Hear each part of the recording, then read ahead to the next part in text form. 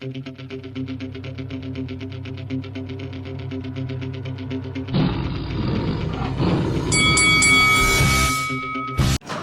this is Eddie Hearn, and you're watching Lights Out. This is Faisal Khan for Lights Out, proudly sponsored by Spartans Law. And with me via Zoom, delighted to be joined by undefeated boxing prospect, Mr. Joshua Holmes. Josh, good afternoon. First of all, thank you very much for taking your time out to speak to us. How you doing, mate? I'm good, mate. Yeah, I had a good session this morning. Good finish to end of the week over at Joe Gallagher's. I've moved there in the last couple of weeks. It's my second week there now. So everything's going well. Training's going really good. Obviously, a fight date's been set for you in Bolton, the beginning of May. Yeah. I moved over to Gallagher's gym, one of the best gyms in the UK, with a very good reputation. Some great fighters coming. Yeah, very good. You're Yeah. still defeated. Life's good for you so far in boxing, but we've not really spoken to you before. So tell us a bit about yourself, a bit of your background, what got you into boxing and where you are right now in your career.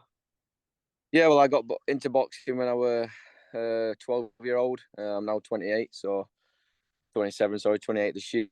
So I've been in it a while, but I've had a lot of ups and downs into boxing. I've had many years out through injuries where I've nearly just totally retired from the game, but something just keeps bringing me back. And yeah, I was amateur for 8 years and then turned professional in 2019.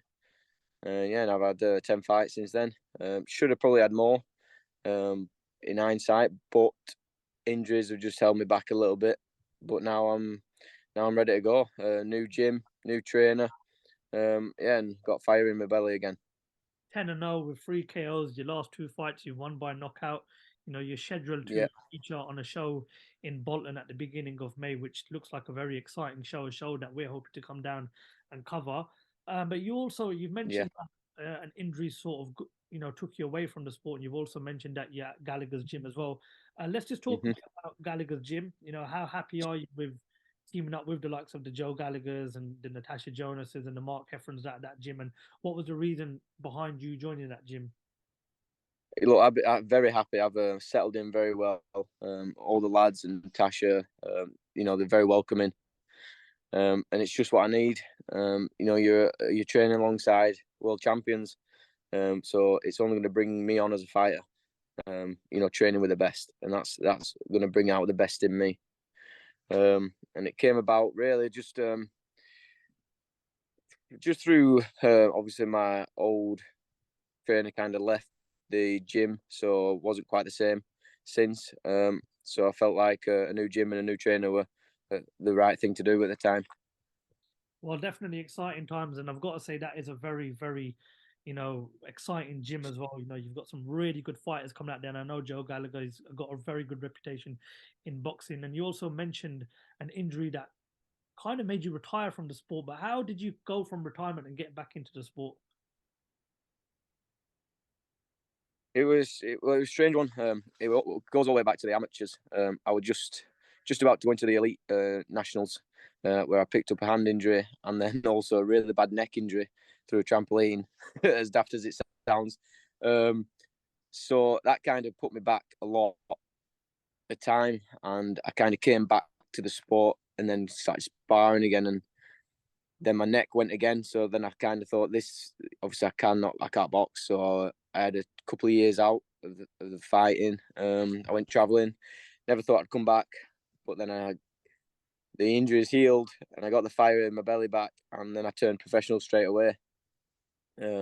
So I turned professional, and then I've had a couple of more hand injuries. Finally got them operated on, and I finally got everything sorted now. So hopefully, touch wood, that is the end of all my injuries anyway. But yeah, it's not been an easy road, but nothing worth having comes easy, I suppose.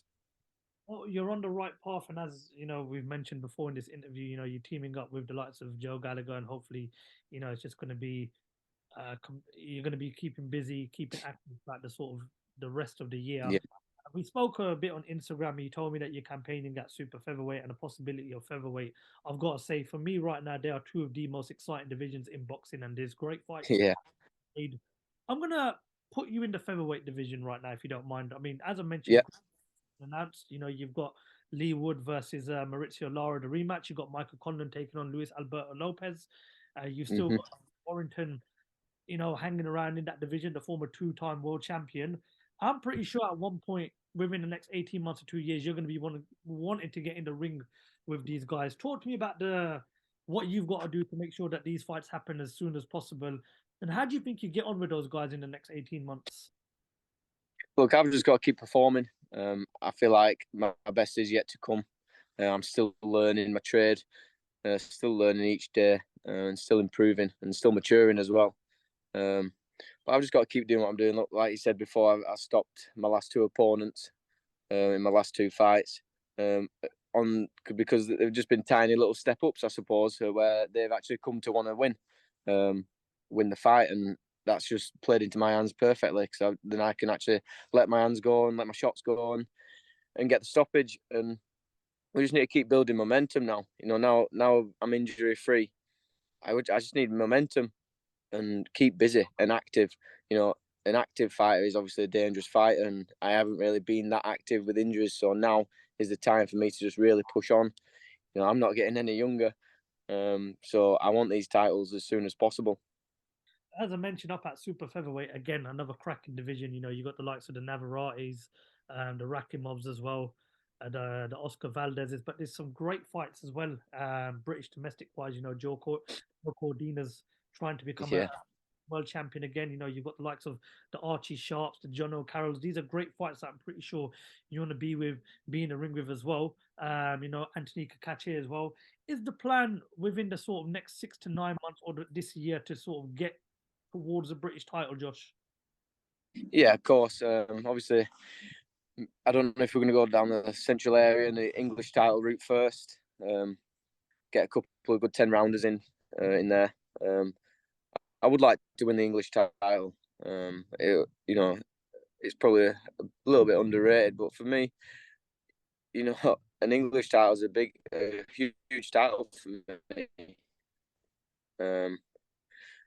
And then what comes from that, I believe I'm a lot better than an English title, and I believe, but it's just time and patience, and I feel like take each fight as it comes.